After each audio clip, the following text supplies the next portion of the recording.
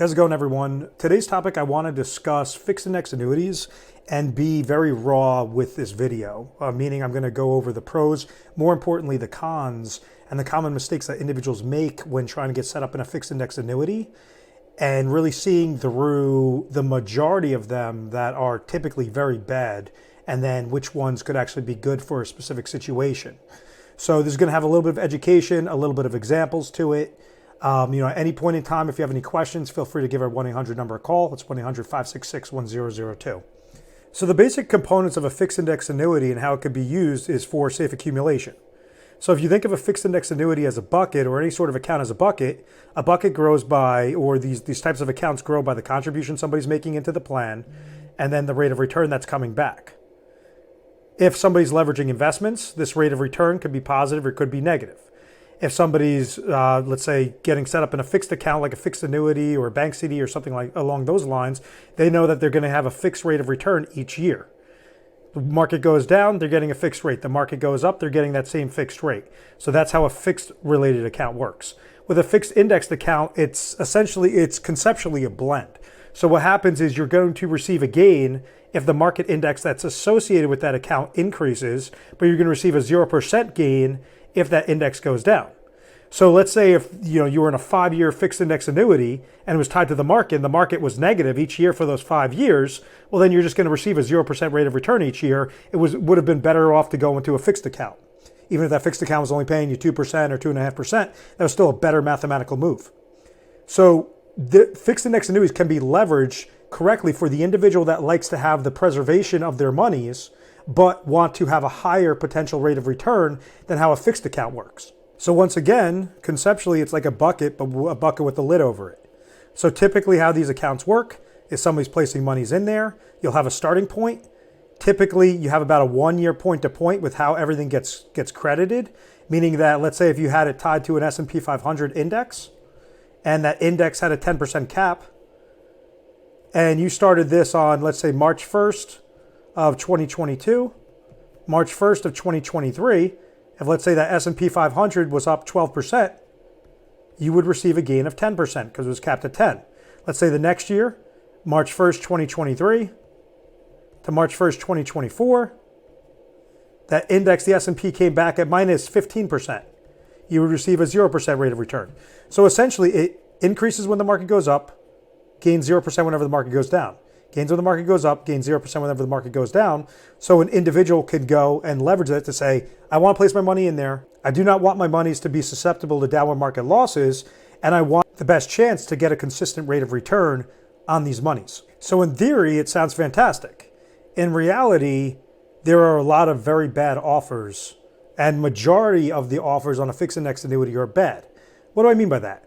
Well, let's say if you had that same situation where somebody has their money in the S&P 500 and they're in a fixed index annuity and you have a cap of 1%.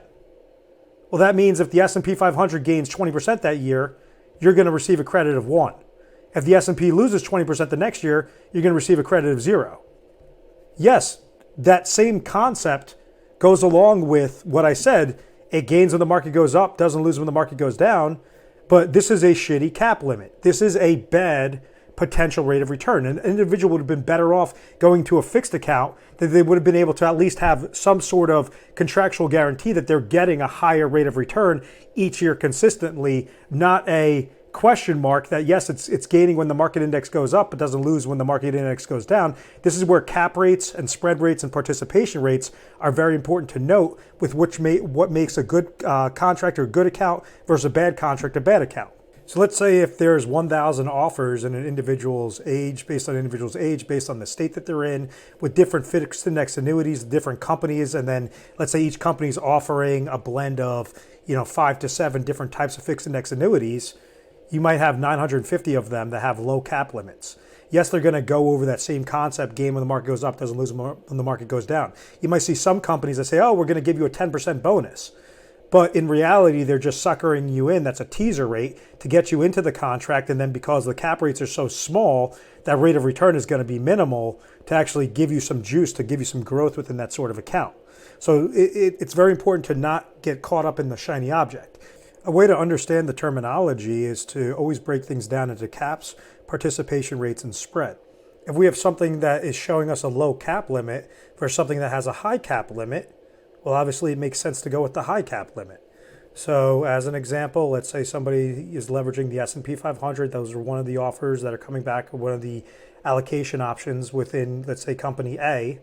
But they have an S&P 500 with a cap of 5% versus company B that has an S&P 500, let's say annual point to point, just to keep things simple, with an 8%. Why would you go into the 5% cap if you could get a better option with the 8% cap? That's what explains the cap. So let's say if the S&P gains 10% that year, company A would only produce you a 5% rate of return. Company B would produce that person an 8% rate of return. A participation rate, you might have an index that's uncapped, but maybe with company A, that index is going to give you an 80% participation rate. And with company B, that index is going to give you a 120% participation rate, or that company's going to give you a 120% participation rate. So that means if that, whatever index that it's linked to gains 10%, we know with company A, it's going to be 80% up to whatever the gain is. So company A is going to produce this person an 8% rate of return. Company B is going to produce the account a 12% rate of return, because 120% of whatever the gain is. So that's how participation rates work.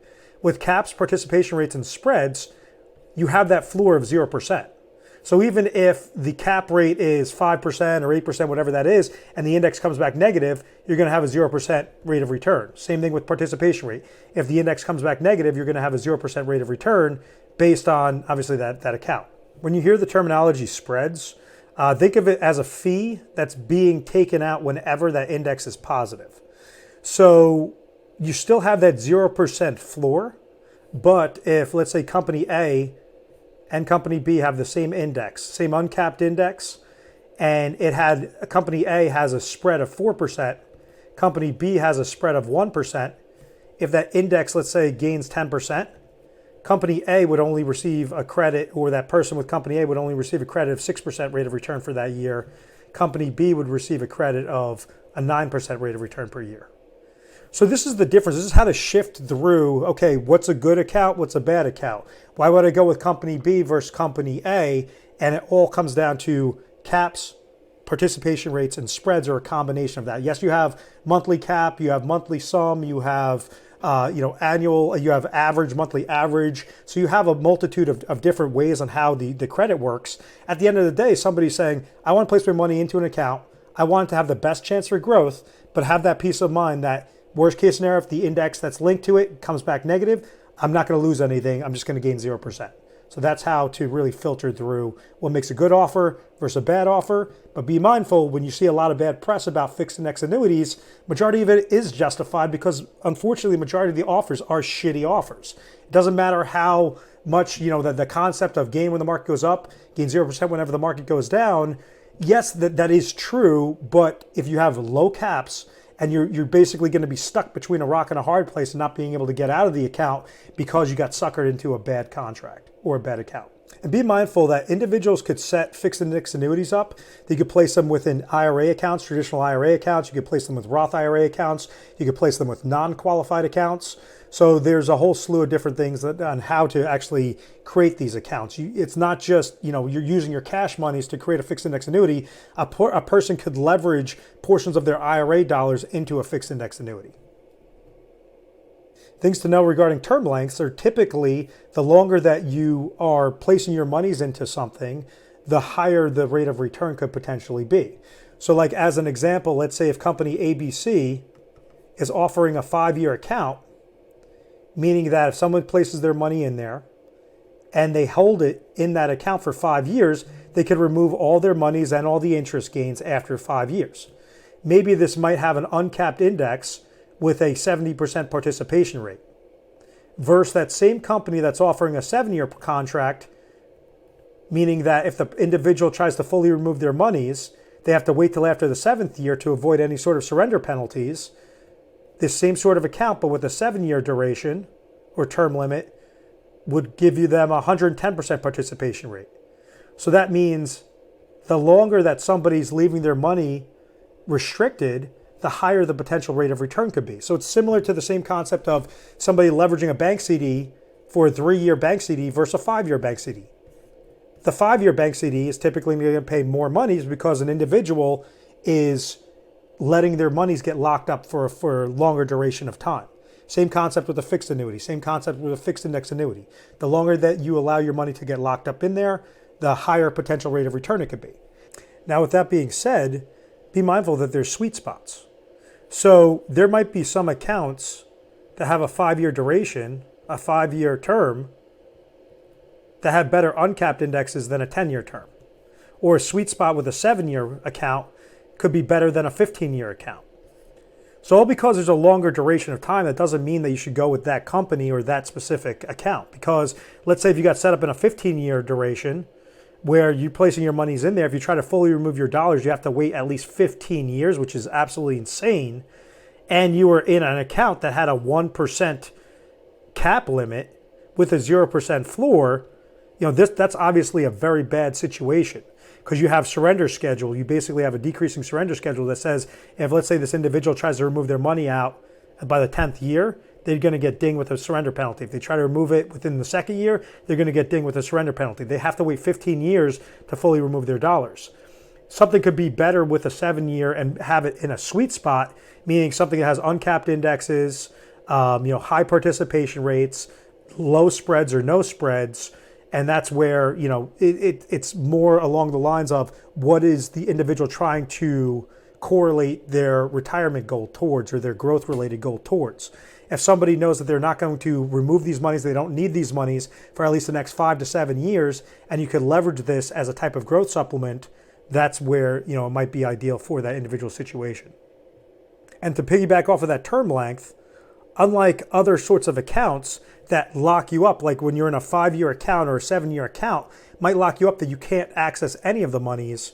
Typically with fixed index annuities, you have something known as free withdrawals, where they would allow you to take, the typical terms are up to 10% of a free withdrawal after the first year, 10% free withdrawal after the 2nd year, after the 3rd year, et cetera, for if you're in a 5-year duration, a 7-year duration, a 10-year duration. So an individual could still have a capacity to access their monies surrender penalty free or penalty free, so they're not getting dinged every time they want to pull out monies from this account. So some individuals could play the game to say, okay, I want to leave my money in there. If I have a really good growth, I'm going to access up to 10% of free withdrawal after that first year. If let's say my account doesn't gain anything, well then I'll just leave the monies alone and allow it to just fester into that specific account. So there's a few different ways you could skin that cat to give you that flexibility to say, I do have free withdrawals, I do have access to my monies, and might be the appropriate amount that you don't need anything more than those free withdrawals to really give you put you in a beneficial position. Like I mentioned previously, individuals can place IRA dollars within a fixed index annuity to give them that preservation, give them that growth off of old employer sponsored monies. Let's say it was an old 401k. And they took their money, rolled it over into an IRA. They could take those portions of dollars and place them into specific fixed index annuity positions to make sure that it will correlate to their needs and accomplish their goals successfully. If let's say somebody's leveraging non-qualified monies, the dollars that will grow within this account could grow with the power of compound interest tax deferred until they want to access those monies and take them in the form of withdrawals. So that could be favorable from a growth standpoint as well. And so they could leverage cash monies, non-qualified monies, IRA monies, traditional IRA monies, Roth IRA monies, with all these different facets of the fixed index annuity. The best way to understand the common mistakes that are made when somebody's setting up their monies within a fixed index annuity is to look at the 3-thing scenario. So there's a phrase that I constantly use in the videos, and I say that there's 3 things that every individual needs to figure out before they're retired, if they're currently retired, how to stay retired forever. The number 1 thing is income. The number 2 thing is emergency. And then the number 3 thing is growth. So in order to get to the ultimate goal of the 3-thing scenario is to try to leave as much money as possible in this growth phase.